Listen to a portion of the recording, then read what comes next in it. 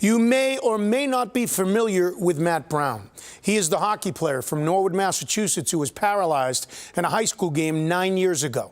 But since that accident, Matt's life has become less and less about what happened to him and more about the people he continues to inspire.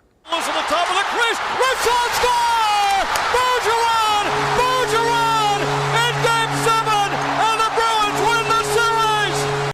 The 2013 Boston Bruins lost the Stanley Cup Finals to the Chicago Blackhawks, but their playoff run was fueled by inspiration from both an Army Rangers jacket worn by a different Bruins player after each game and inspiration from a 19-year-old hockey player from Norwood, Mass, named Matt Brown. The run, the whole thing was inspired by him. To understand how Matt Brown became so inspirational to the Boston Bruins, know this: Matt has always been an inspiration.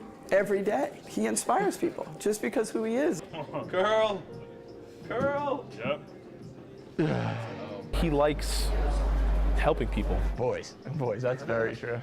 He's definitely an inspiration for like the clients here. But he's an inspiration to me too. Matt and his sister Kelly, raised by their mom and dad, Mike and Sue Brown, in the proud town of Norwood. You always knew it was a special place growing up. It was, sports crazy. And while Matt played all sports, he fell in love with hockey. As I got older, into middle school, it really became eat, sleep hockey. And then came high school and a game at Pilgrim Arena in Hingham, January 23rd, 2010, Norwood against Weymouth. In his sophomore season, Matt trying to find his place on the varsity. Remember, it was an afternoon game. I just entered the lineup, just a few games before, so I was, feeling really good, and I was happy. That happiness short-lived. Matt checked into the boards, hitting his head, his body crumpling to the ice. Both his parents right in front of him, together behind the net. When I hit the boards behind the net, I hit it at my parents' feet. Both of them were standing next to each other. And I think they were the first face I saw. I remember making eye contact with them, looking down. And I think they saw in my face that something was terribly, terribly wrong. I knew something was wrong. Like paralyzed, words no family wants to hear. Transferred to Children's Hospital, Matt woke up 4 days later and started asking a lot of tough questions. I asked why a lot. I asked, why me? Why did this happen to me? What did I do to deserve this? I remember sitting on the side of the bed thinking to myself, I'm going to go to sleep and I'm going to wake up and this has all been a bad dream. Tragically, though, this was all very real. But back in Norwood, so was the support for the Brown family. There was a mass for him 2 days after the accident at St. Catherine's Church in downtown Norwood. And there were 800 people. And then as the weeks went on, to see the threes, black threes on 8.5 by 11 paper in every window around town. Back in the hospital, a new normal setting in. Matt struggling, but then finding strength. I looked around and I thought to myself, I'm not going to be able to do this.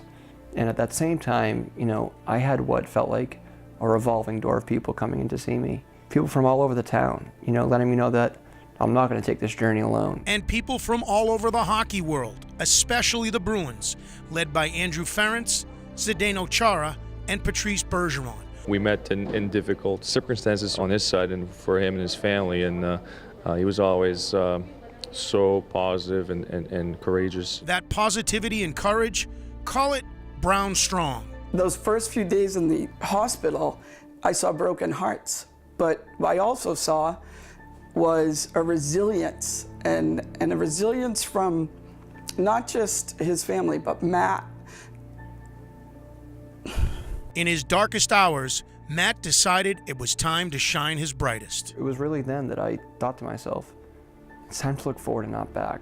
We can't change the past, so it's time to look forward. It's what we've been doing ever since. And the sky continues to be the limit. He wanted to graduate high school with his Norwood classmates. He did that in 2012. So next up, college, of course. At the end of my junior year, a lot of my friends were talking about going to college.